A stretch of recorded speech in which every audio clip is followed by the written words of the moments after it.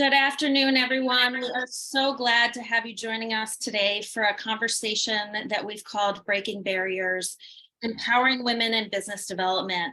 I'm Alyson Fieldman, and we are just absolutely delighted that you're here with us today.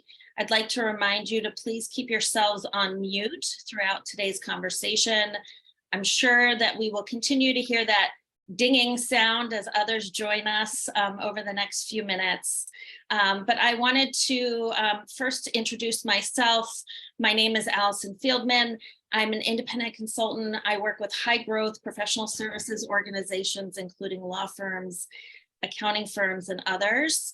And I have partnered with two wonderful colleagues who are also marketing consultants of various types, Judy Bodenhamer from Client Experience Group and Tolin from CPA Growth Guides.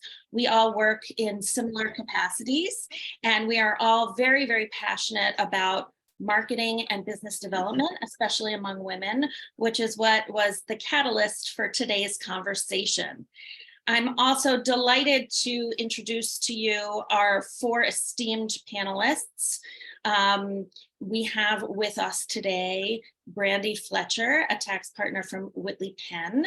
We have Heidi LaMarca, CEO and managing partner of Windham, Brannon. We also have Amanda Waesch, a vice president from Brennan, Manna, and Diamond. And lastly, we have Anne-Marie Welch, a partner from Clark Hill. We are so delighted to share your voices with this group. And I'm absolutely tickled pink that we have over 100 folks registered for today's conversation. We have everyone from students to CMOs, business development professionals to managing partners. We have business owners among us. So I would love for everyone to very quickly introduce themselves in one string on the chat. I see that many of you are sharing your location.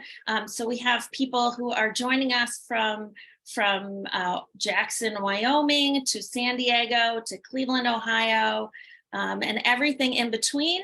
And I would love for everyone just to quickly introduce themselves on chat. I would also invite you throughout today's conversation to please post any questions that you have into the chat as we go. For those of you that submitted questions in advance, we have tried to weave in those questions throughout today's conversation. But there may be new questions that you think of during the conversation. Please feel free to enter those into the chat, and we'll try to make sure that we incorporate them as well. Today's conversation is particularly timely. This is an age-old question of women in business development. And many of you may have seen the Wall Street Journal article that was published last month with the headline, "Why More Female Executives Don't Play Golf and Why That's a Problem," with the subtitle, "According to a new study, women miss out on a lot of networking opportunities by not playing the game." Well, I was really thrilled to see that someone, a woman named Sonia Dresler, posted on LinkedIn a post that said, "Let me fix that headline. Why business networking continues to rely on an activity that has been historically inaccessible to women, people of color, and poor people, and why that's a problem." So all of that just goes to show you that this issue remains as timely as any in our field. And I personally have seen many women who have struggled in their careers because they are afraid of this phantom called sales or business development. And I think when Judy and I were talking about the idea for this conversation originally, we laughed and said, if only we called it relationship building, how much easier women would have at joining the ranks of other business developers. So with that, I would love to get started with the conversation with our panelists today.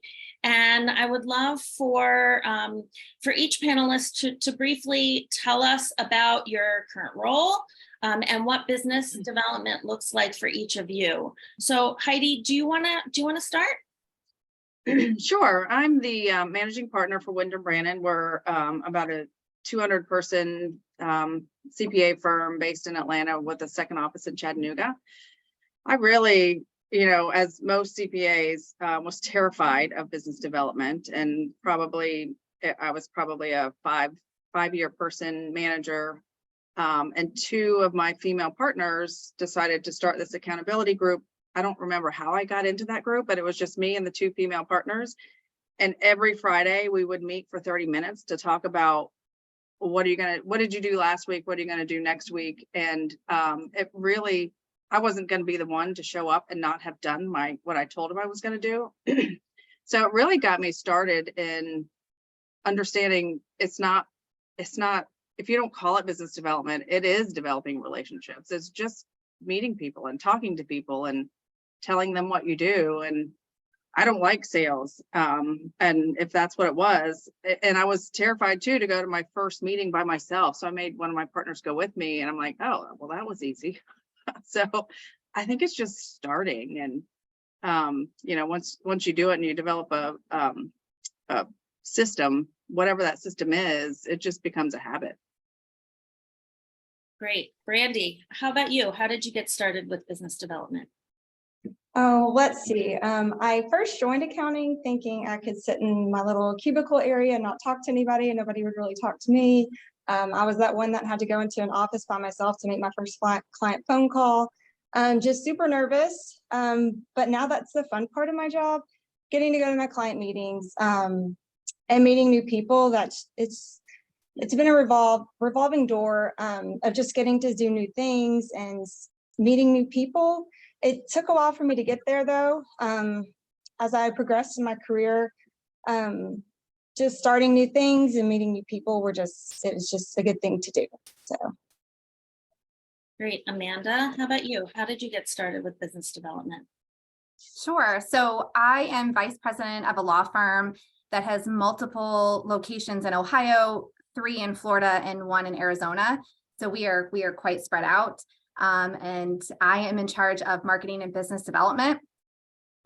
For me, business development is not about just joining a bunch of organizations and going to, mixers and cocktail receptions. That's not really my comfort zone. My comfort zone is finding smaller organizations where I can really forge relationships. So I joined a national consulting group that's specific to healthcare because I'm a healthcare attorney, and they only have about 250 members, and about 50 to 70 people go to the in-person meetings. And that's where I really started to develop some personal relationships and friendships. And that's where I get the bulk of my referrals. And then from there, it just continues to spin off with meeting some of their networks and getting to know them. And so I really forge personal relationships. So I remember like the names of spouses, the names of children, what their children do, if they're in, if they do particular sports, or if they're interested in music. I remember that. And then my kind of calling card is if I get a referral from you, or if you're a current client and I get a new matter from you, or just a really nice, introduction to another network, I will send you Cheryl's cookies. And so I think Cheryl owes me maybe some free cookies, but I will send those, and it's a big hit for whatever reason. And they share them with their office, and that makes a big deal as well, because not only is it for the referral source, but also their support staff or maybe their family. And so I'm a big fan of Cheryl's cookies and personal notes. That's awesome. Thanks, Amanda. Anne-Marie, how about you? Hi, I'm Anne-Marie Welch, labor and employment partner at Clark Hill. We are a law firm that is coast to coast. We've got 27 offices, and then also in Ireland and Mexico. And I got my start, I came as a summer associate, which means I started at the law firm when I was about 23 years old. And I had the opportunity to have a fabulous mentor, Reggie Turner, who's the immediate past president of the American Bar Association. And Reggie told me, Anne Marie, if you want to be a leader in the law firm and get business, you need to be seen as a leader in the community. And so he helped me find positions where I could develop leadership skills. And so I did that, and that parlayed into being able to speak at events. And that's being a labor and employment lawyer, giving employment law updates or training HR managers is a huge platform for me to meet individuals. And then from there, the way I got them to keep in touch with me, even if we weren't clients, is through LinkedIn. So I always advertise, if you will, in my presentations that, hey, I always give out free updates and things like that on LinkedIn. Go ahead and connect with me. And so actually LinkedIn and Facebook, of all places, have been huge sources of business for me, in addition to doing the presentations. That's great. So I heard from a number of you some of the ways that you are developing business and what business development looks like for each of you. I heard mixers, industry aligned associations, speaking opportunities, social media. What other channels for business development do you most readily engage in? Heidi, how about you? So for me, it's really, so prior to moving into this role as managing partner, I led our ERISA practice. And it was just going deep into the practice, meeting everyone I could in every, whether it's a record keeper or a trustee or other CPA firms. So it was really going deep in the industry. And a lot of our referrals come from those relationships. I mean, somebody that I met 20 years ago sent me a referral last week because she knew we did good work. So, and it's just being diligent on keeping track of your connections. So, as different people have different kinds of systems. So mine is probably old school, but it's just an Excel file and one line, like what the date is and what I did, who I talked to. And so I can sort that and look and, okay, well, I haven't talked to this person in 2 months. Let me do that again. There are more sophisticated ways to do that through CRM, but that was always my method. But and just really going deep on the industry. Great. Brandi, how about you? I would say I started and still continue with internal departments in our firm. We have probably 4 or 5 different departments to go to, whether it's audit or wealth, and just finding someone in that department that you connect with, learning more about that department so you can cross-sell. So that referral internally is a great way to get started and a way I continue to get business right now. Also, I would say internally, and yeah, and the networking events are great, but I think you just have to form your small network. And I kind of picked the 5 rule of hand, 5 people. So maybe it's an attorney, a banker, somebody in insurance. That's kind of where I've started, and I've kept my network pretty small and went from there. And just make sure you are consistent in your strategy. Put something on your calendar, make sure you're following up with them. Maybe it's every 2 or 3 months in between your seasons. And just make sure you're consistent with it. And I think that's key. Great. Amanda, I know you talked a little bit about your industry alignment already. Other areas that you engage in for business development? I do, like Anne Marie, I do a lot of speaking. And so that's probably where I meet a lot of potential clients and get a lot of referrals. But what we tell our younger attorneys is find a niche area. Don't just say, oh, I'm a litigator. Well, what is so special about you being a litigator? What is your niche area, so that when a particular problem arises, clients know that they can go to you, or as Brandi and Heidi said, those internal clients, those internal relationships within your firm, they know that you're the go-to person. And so I think that I've done a really good job within the healthcare industry of defining some of my niche areas and specializations. And we have a large healthcare group, and we're really cognizant of Amanda's going to specialize in this. My other partners, who are women, by the way, they're going to specialize in this, and we really complement each other, and we work together and cross collaborate a lot. And that is, that helps us build our book of business, and our clients are very happy. And so we always say, don't forget about your internal clients and your niche area. I think that's great advice. Specialization allows you to stand out, and that internal client cross-selling is wonderful, especially earlier in your career if you're focused on raising a family and can't spend hours outside of work going to networking events or mixers. That cross-selling approach is a great approach. Anne Marie, how about you? Anything you want to add to the conversation?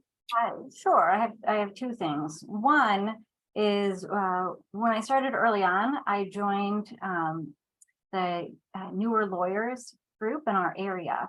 And I think it's critically important if you're newer in your field to do that, because I developed friendships with a whole bunch of other people like me just starting out, and we would see each other at events, and so I had people to talk to and I felt comfortable, and we would call each other if we had questions that we were maybe embarrassed to ask, and we became resources for one another. And guess what? Of that group of say 15, 20 women, I'm now one of the only private practice lawyers out there, and we all want to help each other. So it's been a great network for me. And that carries over too. And when I said social media, right, we're all busy. We may not have time to go to all these events and things like that. I found this group of lawyer moms on Facebook, and I can text with them and communicate with them, at night after the kids go to bed, while I'm watching TV, whenever. And that's been a huge source because we all want to help one another. And then the other is I really work well with our business development group and our marketing team, and I leverage everything I can out of them, and they love it because they're there to do just that. And so they help me get thought leadership opportunities, writing. And so I kind of have this rule of three, if you will, right? If you're going to speak about something, I want to make, and this is how you get thought as an expert, like Amanda said, in a niche area. I do a lot of high stakes EEO litigation. And so you speak about it, you write about it, and you make sure it's blasted everywhere on social media. And you leverage, you don't just do one thing, you got to do all three. And then you're actually taking advantage of every opportunity you can to be known out there for what you do. It's a great takeaway. The rule of three. I love that.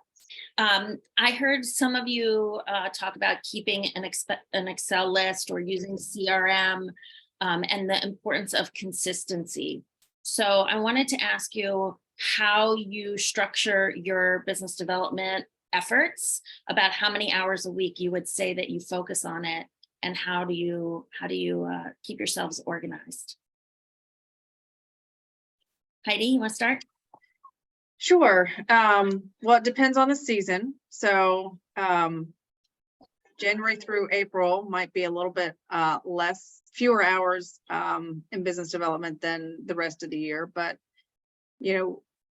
it is consistency throughout the whole year. So my organization, like I said, really is my Excel sheet, and I keep track of who I talk to and what the next step was, and just consistently have, like, I'm going to do 10 things this week, whatever those things are. I'm going to go meet with somebody, I'm going to make a speech, or I'm going to go to cocktail hour, something. So I'm always out in the market meeting people, and maintaining those relationships. Great. Brandi? I like to call myself an organized mess. So just having kids at home and, working crazy job, it just kind of adds up after a while. But I use Excel too. We did just get a CRM system, but I'm still learning it, so don't judge me there. Let's see. I try to do like Heidi, January through April, I'm pretty busy, focused on client relationships, which is one of my business development I use for business development. A client always has a new need, so I focus on that and try to listen to their problems and gain more business through January through April when I'm in front of them the most. Then in off season, I try to do 2 to 3 events a week, depending on my kids' schedules and activities. Maybe it's breakfast, maybe it's lunch, maybe I get one evening event, but I try to do at least 2 to 3 during off season. Great. That's aggressive. Amanda? So I am also a mess right now. I probably turn down more opportunities than I take at this point in my career. But when I was first starting out as a new partner, I was very regimented. I used Excel. So there has to be something said for that. I used Excel, and it was at least one breakfast or lunch a week and one speaking event per month, one thought leadership article per month, and then reaching out to my clients with like a new article or idea once a month or once a quarter. And I actually kept track of it. And that was my business development plan. And that's really, I think, how I got a lot of the thought leadership items out there. And then now I'm invited to speak or I'm invited to write. And so I'm not as regimented as what I was. But I really had to force myself to say, okay, I have to get a lunch on the calendar this week with someone. I also travel quite a bit. So if I'm going to Naples, Florida for work, I will also look and see, okay, well, which clients are around that area? Who do I need to have coffee with? Who do I need to just connect with? Because in person is always best. And so I would pack in as much business development as I could based on where I was traveling that month. It's a great trick. Anne Marie?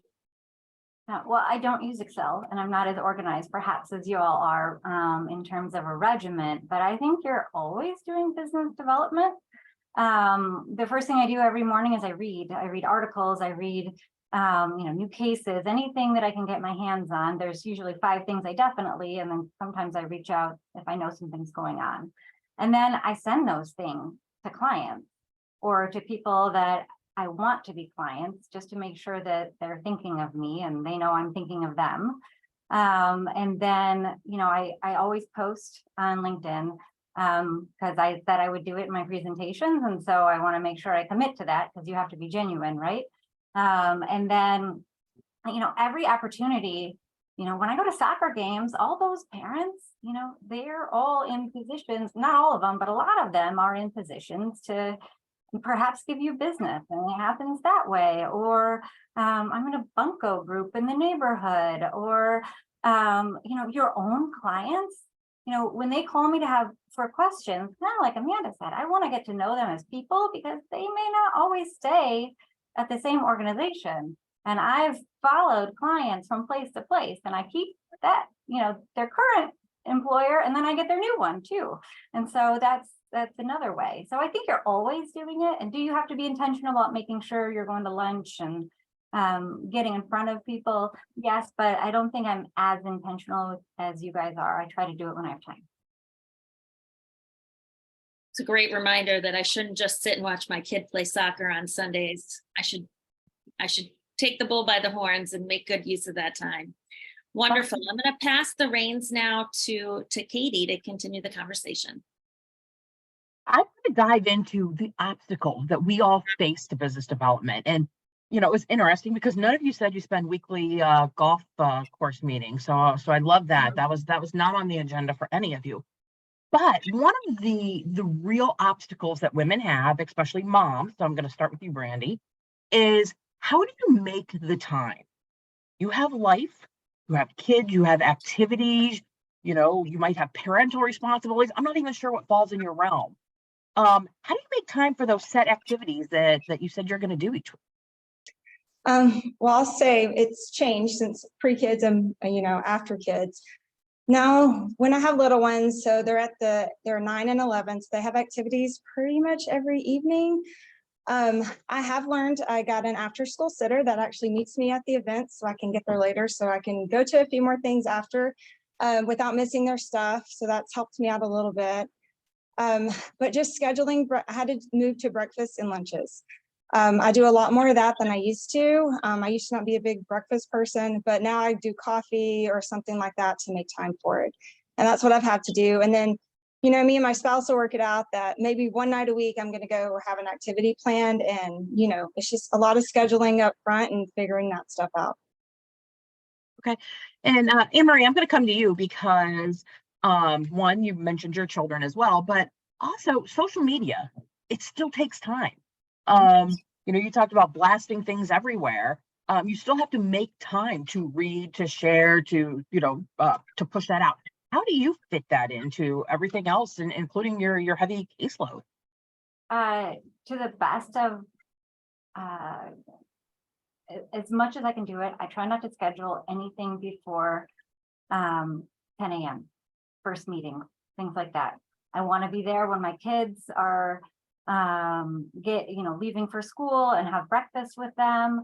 And I want to have time to do the reading, like I said, and put things out on social media and do the things that I need to do to organize myself and my life and my day, and do the non-billable things that I can do in that time. So that's one way.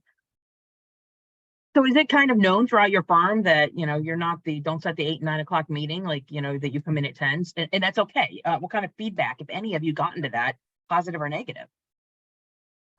You know, everybody knows that that's the way that I do it. I'll tell you this, when I had my kids, I went part-time.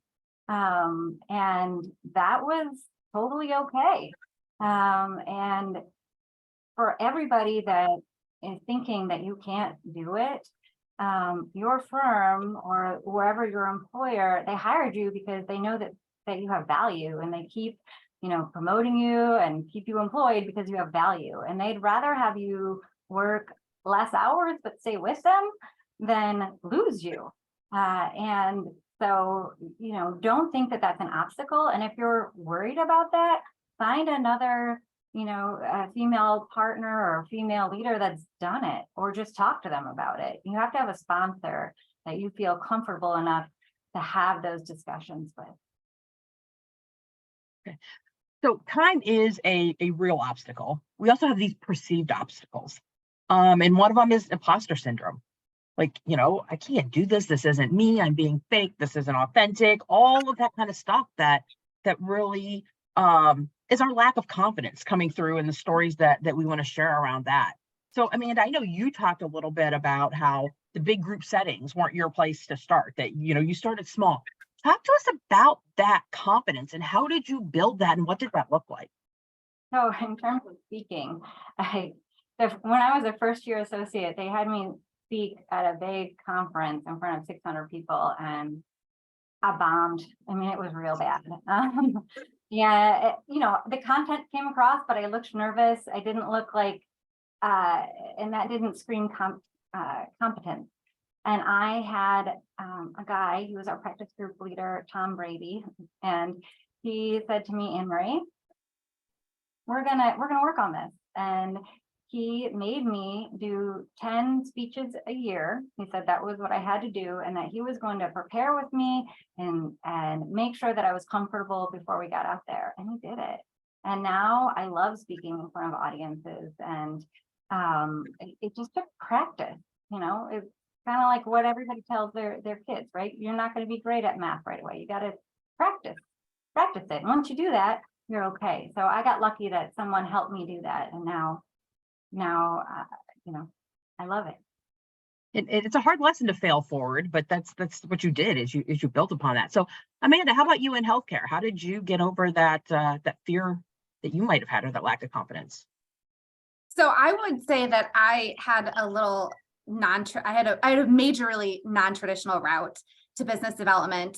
A year after I became licensed, and I had just 1 year as an associate under my belt, I became pregnant with my first child, and I had an emergency and was put on bed rest partway through my pregnancy. And I have a condition that I'm not a very good baby carrier. So I've had 3 kids, and I was on bed rest for every single one of them. And I had them all back to back to back. And when I came out of my 3rd pregnancy and having my 3rd baby, I actually, the next year was when I made partner. So what I would say to you all and this was during a time when we didn't have Zoom or Teams or, we had maybe WebEx. It didn't work very well, right? Everything was done in person or via conference calls. My firm was fantastic. I could not go and speak at a conference. I could not attend meetings. And so I committed to working from my bed on my laptop. The firm couriered things over to me all the time. And I just really learned my craft. I was on the phone constantly. I listened in to every meeting via conference call. So I couldn't see faces. They couldn't see me. Thank goodness, right? I was on bed rest. But I just continued to make and forge those relationships with the client and continued to do the work and really learned my craft. And so after I was done having children, I was able to go out and speak confidently because I had done the deals. So during that time period, I had opened 3 hospitals in Texas from my bed, doing all the pre-opening work on the healthcare side, and not having ever walked through the hospital or met the CEO in person. I had just done all the work remotely. And I am very grateful to my firm for that. And I'm glad that I was able to juggle that. But once I was done having kids, I actually booked a speaking engagement in San Juan, Puerto Rico, and took my 4-week-old third baby and my husband and said, we're going. And so, after that, I have been on a plane and speaking ever since. Very, very cool. I suspect some listeners might be a little envious of your firm and how gracious they were to actually work that out with you. So very impressive. So Heidi, I'm going to come to you with that question with your managing partner hat on, because you have a very strong female partner group as well as female staff and a very high percentage of your overall firm. So how do you help the women in your organization get that level of confidence so that they are out there and they realize that, they're just going out and meeting people and building those relationships?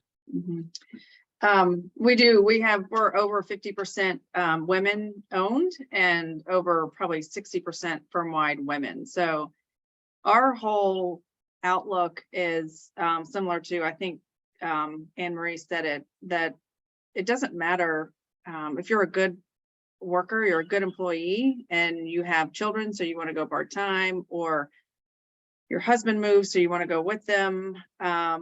We want as much of our good people as we can get. So we've had a lot of people that have been full-time, had kids, go part-time, and then now they're shareholders. So it's just really being flexible with them and whatever their needs are. And, developing confidence and going out and developing business.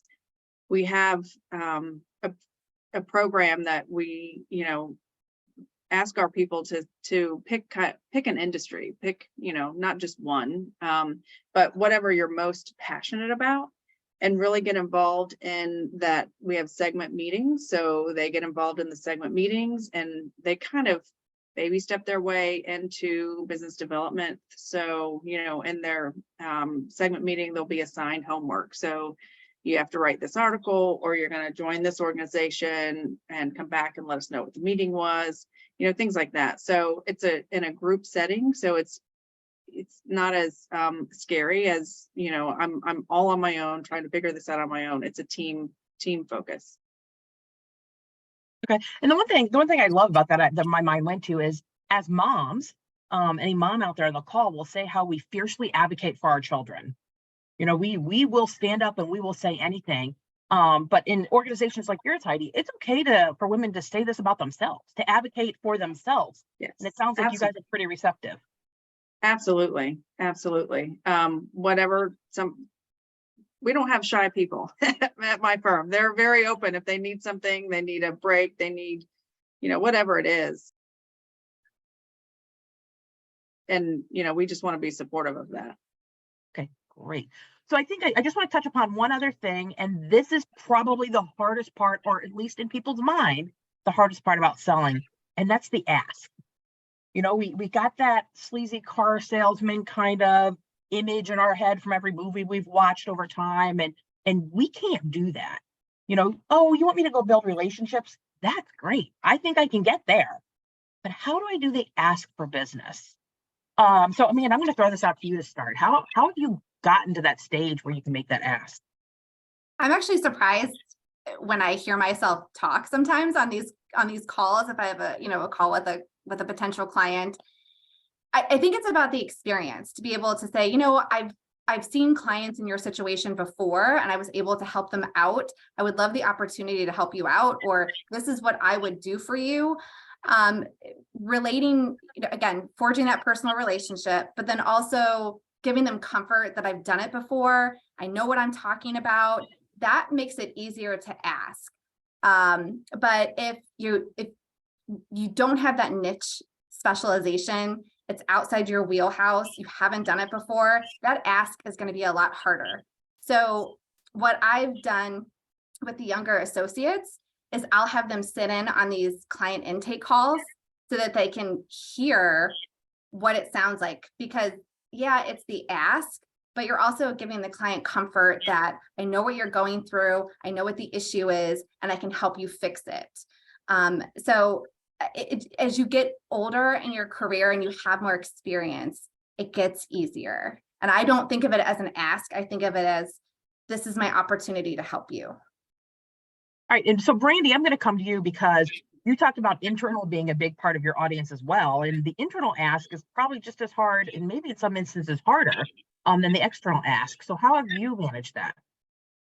Well, I'll say it all starts with the relationship building. So it almost, since you have such a good relationship with that person, because you've built it over time, or with your client, it doesn't really even feel like an ask sometimes. It's more like being a problem solver, like Amanda was saying. It's more like listening, seeing what their needs are, offering opportunities, how you can help them, versus coming out with that direct ask, because that direct ask is pretty hard to do. But just getting through, building that relationship up front, and just listening for opportunities where you can pipe in and say, oh, well, I could help you with that, or oh, I could do that for you. Just making sure you're always wearing your listening hat. Okay, so making the ask is hard, but it's a skill that we can learn. So to explore more about the skills that maybe you guys need to develop, I'm going to turn it over to Judy. All right, thank you. All right, so we're going to talk a little bit more about now skills. We've had the chance to learn about the journeys, and really such great stories. Thank you, ladies, so very much. We've learned about some of the obstacles we've had to overcome, and imposter syndrome is a really important one. I think that so many of us face. So when we think about business development, and many of you have said that you learned from somebody else in the firm, or somebody took you under their wings, are there any particular skills that you can share with our audience that would be helpful for them to really double down, practice, and learn? How about you, Brandi? Well, I'll kind of go back to my listening. I think that's number one. I think anytime you're in a client meeting, anytime a mentor has brought you into a client meeting, a partner has brought you in, just make sure you're listening to the partner leading the meeting and listening to the client and seeing how they react with each other. That's where I would start, is just listening skills. I think that's 90% of it. Excellent. And listening skills really requires a lot of patience too. Yes. Right. And it's something that, so oftentimes we want to contribute, right? So, we were joking in the beginning of this session, we all want to contribute to it, to help each other in this process, but listening can be the most powerful thing. And some of the best, outside professional services, some of the best salespeople I've ever seen in my life are people that are just wonderful listeners. All right. They ask these incredibly insightful questions and then sit back and let the client disclose, right? And you will find opportunities in there. How about you, Anne Marie? How about what skills, like think about if you're talking to your younger self, are there some skills that you said, oh, I should have learned these, or I need to continue to learn these to continue to hone my craft and my ability to do business development? Sure. So I think one of the things, piggybacking off what Brandi said, is when you're brought to these meetings, make sure that you're demonstrating value. Not just sitting back all the time. You got to ask the person that brought you, what would you like my role to be in these meetings? But you want the clients to start seeing you as someone that they can rely upon in the absence of the person that brought you to the meeting. And so if you're just sitting there taking notes the whole time, it's not necessarily going to do it, right? I feel like you add value. And then second, I learned something from a mentor of mine who was helping me progress in my career, and who was saying, why don't you have these friends that are work at these businesses? Why haven't you asked them for business? And I said, how would you do that? I don't want to hurt my friendships with them. And he said, here's how you do it. He said, you say, Brandi, we've had a friendship for a long time and I want to remain friends and I don't want anything to happen to that. So I'm going to ask you once and I won't ask you again, I promise. And if the answer is no, that's okay. But could you introduce me to someone at your company that may be able to help me in my career, or whatever the ask is, but just make it no pressure. Right. Make the ask, it's worthwhile. And usually your friends, they want to help you. And so if they can, they'll do it. And clients are the same way. If you ask for introductions, because so frequently we see professionals, irrespective male or female, that they know a couple of contacts within an organization, but they don't know a broader spectrum of people, right? The multi-level positioning in a company. And simply asking those questions can open up opportunities, because you never know where their networks are going to be. So your point about just ask, and you can do it without being pushy at all. And I love that. I'm only going to ask you once, and they will do everything they can. People that enjoy the relationship will try to help you. Someone said in chat, fearlessly also be a person that refers, is a referral source to their clients and to their contacts. That is another great way. So whoever added that's a tremendous insight, because when you give, you get, right? And I think that's a lot of that. So that's great. Amanda, how about you? What other skills would you recommend that our audience start to continue to develop and fortify over time? So I would say the biggest skill that I would tell my younger self to develop more quickly is the ability to say no. When I was younger, I felt like I couldn't say no to an opportunity. Like, here's a speaking event out in California. You're going to fly out in the morning, speak in the afternoon, and take the red eye back. And I would have said, yes, I'll do it. Now I'm like, I don't know if I want to do that. So in evaluating the ROI, I was always quick to commit and not evaluate the ROI and look for better opportunities, or maybe just sit and focus and kind of regroup.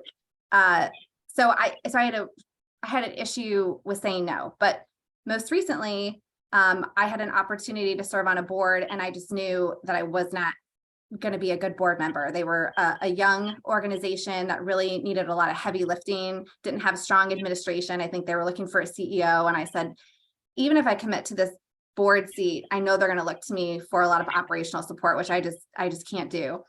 But I recommended to one of our younger female attorneys, hey, this board opportunity has arisen.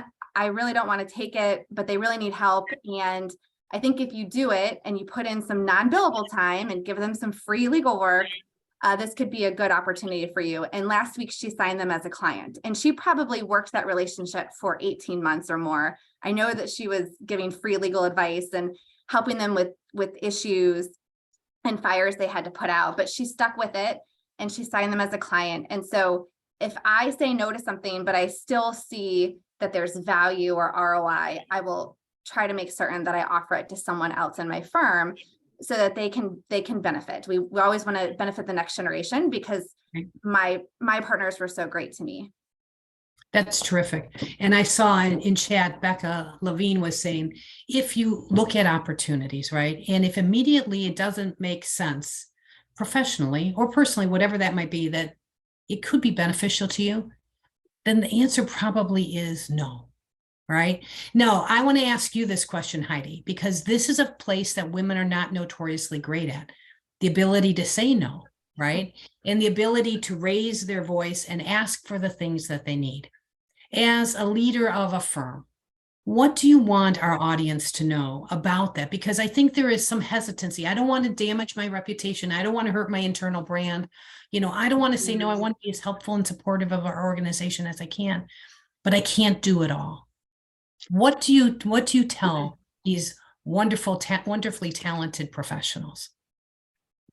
I think it comes down to the firm. So, you know, everyone at our firm, family is first. So we work because we love what we do, but family comes first. So before I moved into this role, the first person I talked to was my husband and then my kids. Like, if I do this, it is going to take me away a little bit more than otherwise. And is that okay with you? Is that okay with the family? And as long as they were on board, then I went to my partners. So it's just kind of ingrained in our culture that that's what we do. So, you know, but I will say a lot of our partners, it doesn't matter that you tell them they can say no, they don't say no. Like a lot of the female partners, they keep doing more and more and more, and they get to the point where they're like, you know, underwater, and that's when they realize, they raise their hand and say, you know, I can't do it all.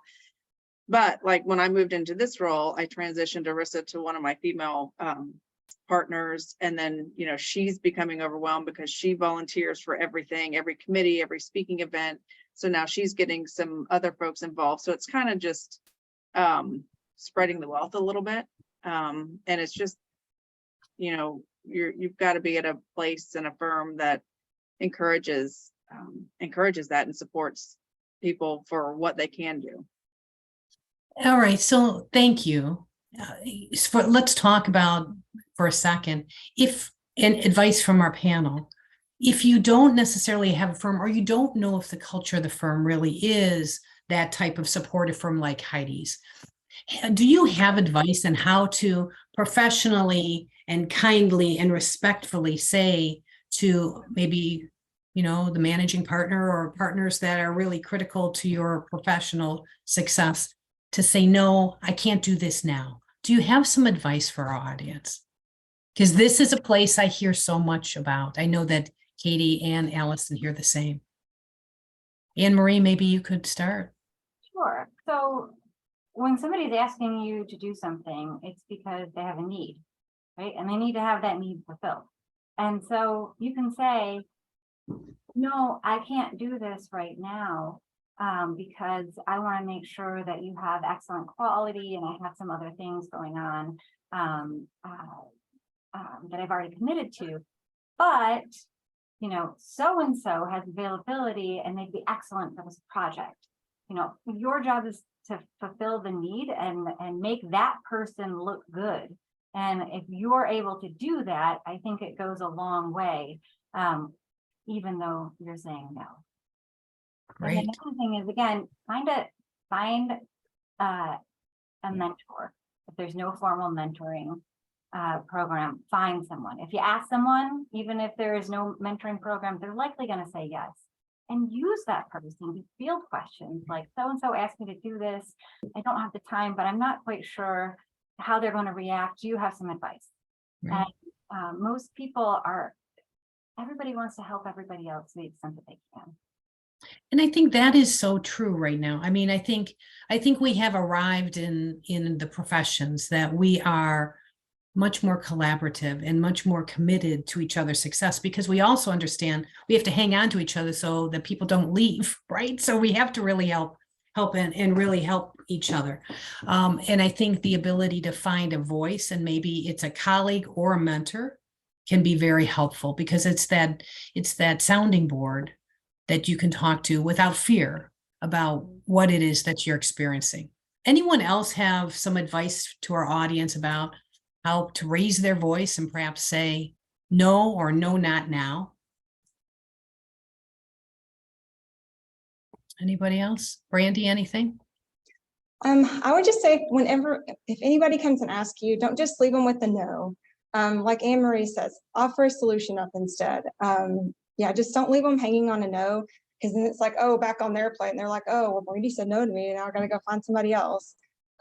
Always offer a solution up, or go ask somebody, go find another female. That's what I love to do, you know. throw it down Perfect. and give them a shot at it. Excellent. All right, we're going to kind of go round robin one more time. And then I think we'll see if I have a couple more questions that came from our audience that I think would be helpful for us to answer. If you had one piece of practical advice for our members of our audience for what women can do to enhance their ability to develop business, what would that one piece of advice be? And I'm going to start with Amanda. I think it's identifying what works best for you. And remember, I'm in charge of marketing for my entire firm. And what works for me does not work for the person in the office next to me or the next person. So I think recognizing what's going to work well for you and what's going to help you be your authentic self and forge those relationships is really important. And then also the recognition that it takes time. You're going to strike out way more often than you hit a home run, and you have to be comfortable with being uncomfortable. And the more you do it and the more you practice, the more natural it will become. And so whatever that methodology is, whatever is comfortable for you, you have to practice, to Anne Marie's point. If it's speaking, if it's writing, because you'll just get better over time. It'll feel more natural and you will start to be comfortable with being uncomfortable. Beautiful. All right. How about Brandi? I would say early on in your career, find something you're passionate about, find an industry you really like working in. Maybe it's because your mentor works there and you like working with them. Build up your expertise, and that's just going to bring the business because people are going to know you as a subject matter expertise and they're going to come to you with questions, and you're going to build your book of business just off that from referrals from people needing your advice. Beautiful. All right. How about our friend Heidi? Yeah, I think I would say just get started doing something. So, we have 40 principals in our firm, and everyone has different business development goals and how they achieve those goals. So someone is very technical. They are not going to any cocktail parties. They're just really good at what they do, and they get referrals because they're so good. I have others that are thought leaders. They speak all the time. Everyone in Atlanta knows, a couple of my partners because they're always out and about, or whatever it is. So find the thing that is comfortable for you and start doing it. Excellent. And Anne Marie? So first, learn your craft. You're gonna have imposter syndrome if you don't know what you're talking about. Learn your craft and then realize that there's no one right way to do it. It's the right way to do it for you. And if you are doing something that you're not comfortable doing and you're never going to be comfortable doing,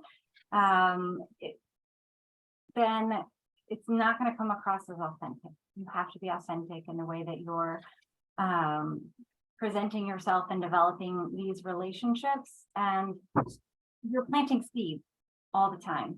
So don't burn bridges, be patient, and those seeds will develop over time. It's growing a garden. You're right. That's great. Thank you for that. All right. I have a couple of questions from our audience that I'd like to ask you. So thank you for that. These will be just kind of random questions. And the first question is, what is the biggest mistake women make in business development? So how about, let's start with, we'll go Heidi, then Amanda, then Brandi, then Anne Marie. Biggest mistake women make in business development? I think just not starting. So they assume it's golf. They assume it's cocktail parties and I have to go meet 100 people. I think that's, to me, one of the biggest mistakes they can make. Okay, so not getting started. How about Amanda? I'll go back to my previous answer and committing to things where there's little to no ROI. And that could be because you feel like you have to do it, or because someone else didn't want it and so maybe pawned it off on you. So again, always evaluate the ROI and know what your limitations are to be able to say no. Beautiful. Thank you. So ROI, get started. Brandi, how about you? I'll kind of just mimic them. I mean, just not trying at all. I mean, you just got to get out there and start trying to do something, whether it's internally making relationships, it's with your current clients, if it's giving good client service. Just start somewhere and you're doing it, whether you think you're doing it or not. That's what most people don't realize. Love it. And that's true, because it is about, if you're out there talking to people and building relationships, you are in the middle of the business development process. That's great. And then, so who do we have left? Anne Marie. Hey, remember that business development is really just being an entrepreneur, and you have to be very creative in the way that you do it. And so try to think outside the box sometimes and come up with something new that's going to work for you. Doesn't have to be what everybody else does. And it doesn't have to be. And I think hopefully that's the message that everyone's hearing here today. It has to be authentic to you. It has to be genuine to you. It has to work for your life. It has to work for your family. It has to work for you professionally. But I think the piece that we are trying to get everyone to believe is that you can. You can start on this journey, or you can build on this journey that you're already in. So I'm just going to wrap this up. Thank you, first of all, to our wonderful panelists. You are insightful. We can see why your practices are flourishing, and we appreciate your wisdom that you've shared with us today and with our audience. And I'd love to thank everyone that's in the audience for being here with us. Hopefully you gained a few insights that will be helpful in inspiring you to continue down the business development path. We wish you tremendous success. I think the future is very bright for all of you, and best wishes for a successful year. Thank you to everybody.